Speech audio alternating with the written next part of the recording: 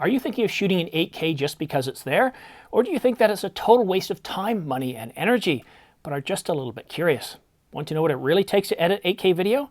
Well, I've shot this entire video in 8K. Stay with me after the intro as I go outside and capture northern Canada's icy grip in all its majesty. This, and only this, after the intro.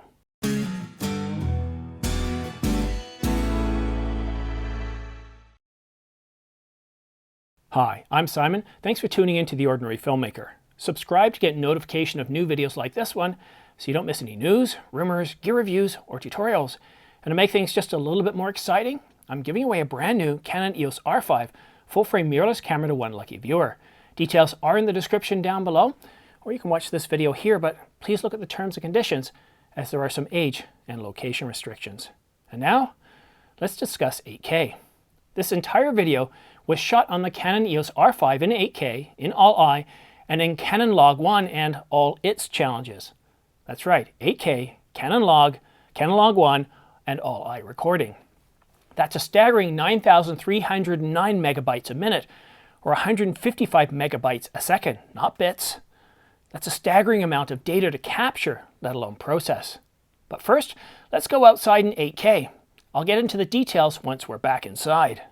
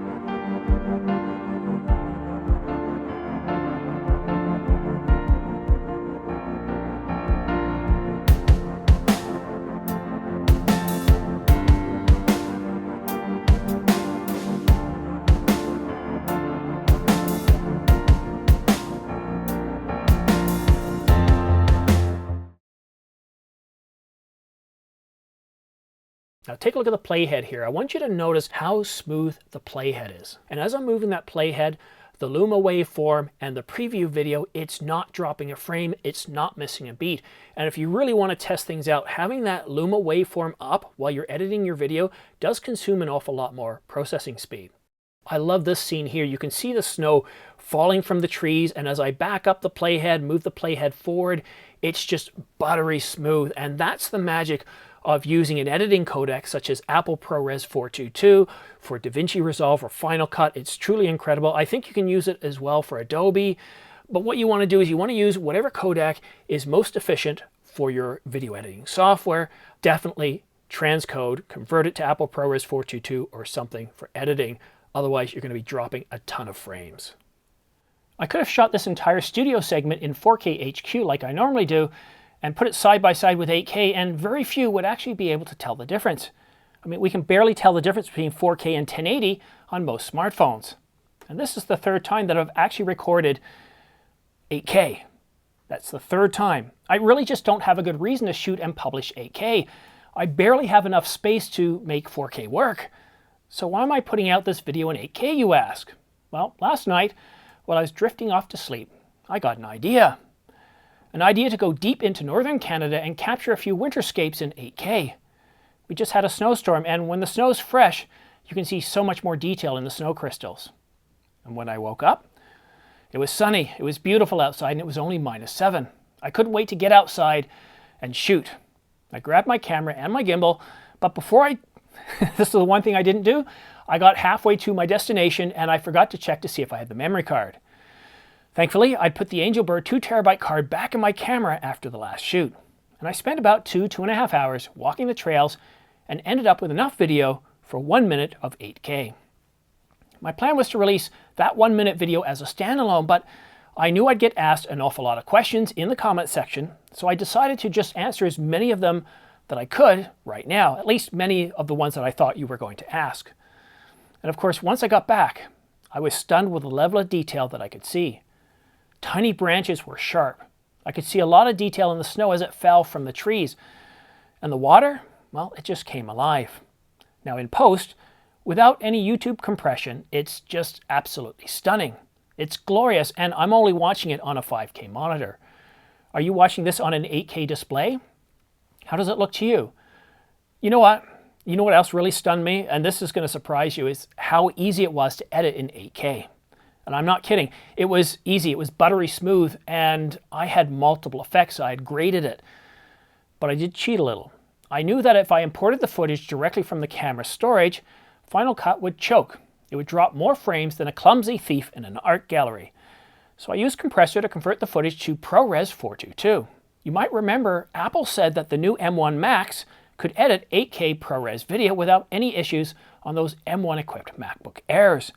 I wasn't using any of the new M1 equipped Macs, but an old iMac Pro. And as you just saw, editing was buttery smooth. So what do we really need to edit 8K successfully? Well, you need a camera that can shoot 8K video. So that means right now you're looking at the Canon EOS R5 or the Alpha 1 or the Ursa 12K that from Blackmagic. And there's going to be many more cameras capable of 8K coming out before the year's end. You'll also need a computer that's capable of editing 8K.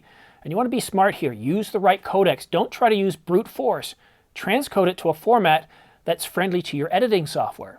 For Final Cut and DaVinci, Apple ProRes 422 does the trick. Next step, storage. You're going to need a lot of storage. At 9.3 gigabytes per minute, that's 558 gigabytes an hour. Convert to ProRes and you're dealing with around 700 gigabytes. And by the time you finish editing, you'll likely be well north of 4 terabytes. Yep, that's for about an hour of video. I know what you're thinking, I must be exaggerating. Nope, I'm not.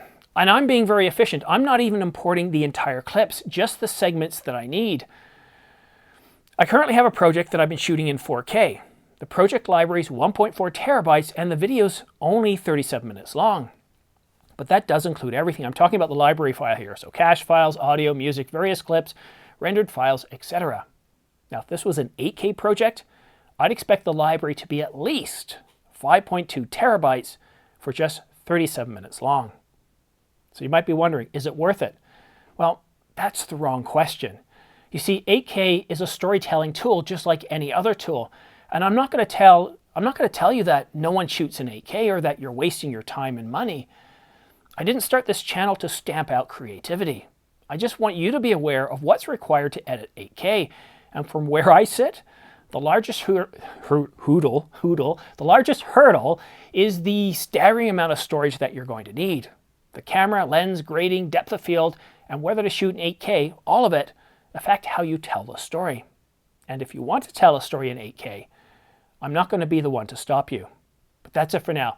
Don't forget to subscribe for your chance to win one of 2 Angelbird 128GB AV Pro MK2 V90 SD cards. And along with that package, you also get a dual UHS 2 card reader. Or you could also win the Ulanzi LED light package with accent lights, underwater lights, and various other flat panel lights that you can use to light up your subject or as a starter kit for starting your own channel. I'll be awarding these 2 prize packages to 2 lucky viewers once the channel reaches 30,000 subscribers, and then I'll be offering up a different prize every 10,000 or so subscribers until the channel reaches 100,000. And once I reach that significant plateau, that huge milestone where they send me a nice little plaque, well, I'll be awarding a brand new Canon EOS R5 full-frame mirrorless camera to 1 lucky viewer. And on that bombshell, thanks for watching The Ordinary Filmmaker. As I close out, let me cue up the 8K video clip of me outside, well, not me outside, of the outside clip in Canada's northern wilderness. Thanks for watching.